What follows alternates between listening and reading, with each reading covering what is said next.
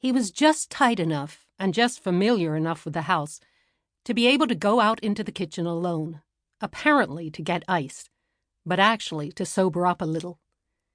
He was not quite enough a friend of the family to pass out on the living room couch.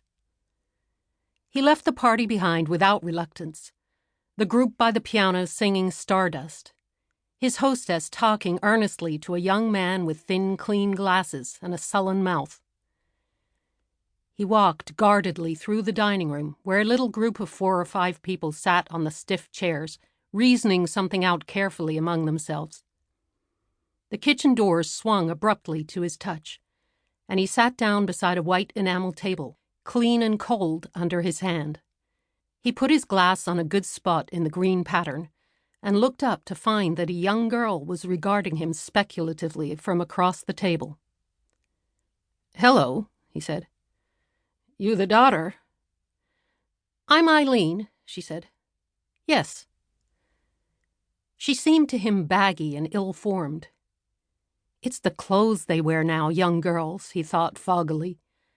Her hair was braided down either side of her face, and she looked young and fresh and not dressed up. Her sweater was purplish and her hair was dark.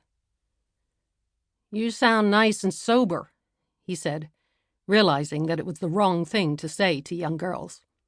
"I was just having a cup of coffee," she said. "May I get you one?"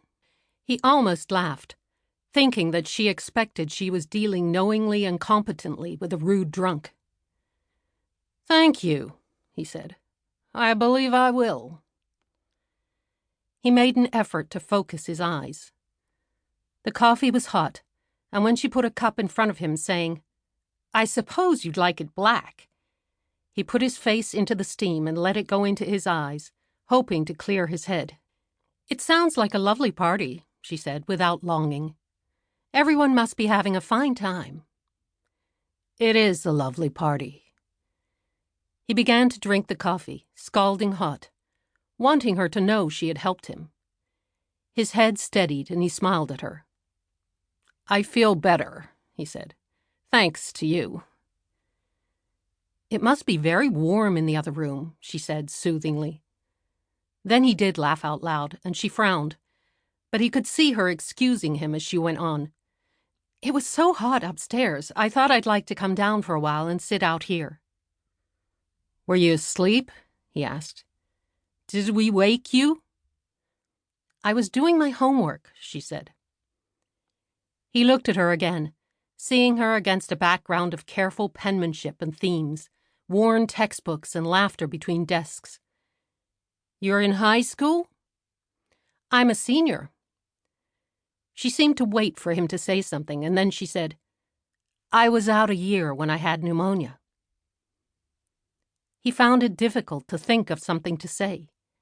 Ask her about boys? Basketball? And so he pretended he was listening to the distant noises from the front of the house. "It's a fine party," he said again, vaguely.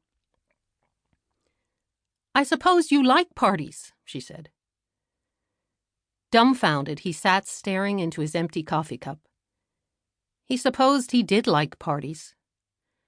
Her tone had been faintly surprised, as though next he were to declare for an arena with gladiators fighting wild beasts, or the solitary circular waltzing of a madman in a garden. "I'm almost twice your age, my girl," he thought, "but it's not so long since I did homework, too." "Play basketball?" he asked. "No," she said. He felt with irritation that she had been in the kitchen first, that she lived in the house, that he must keep on talking to her. "What's your homework about?" he asked. "I'm writing a paper on the future of the world," she said, and smiled. "It sounds silly, doesn't it? I think it's silly." "Your party out front is talking about it. That's one reason I came out here." He could see her thinking that that was not at all the reason he came out here, and he said quickly, "What are you saying about the future of the world?" "I don't really think it's got much future," she said. "At least the way we've got it now." "It's an interesting time to be alive," he said, as though he were still at the party. "Well, After all, she said, it isn't as though we didn't know about it in advance.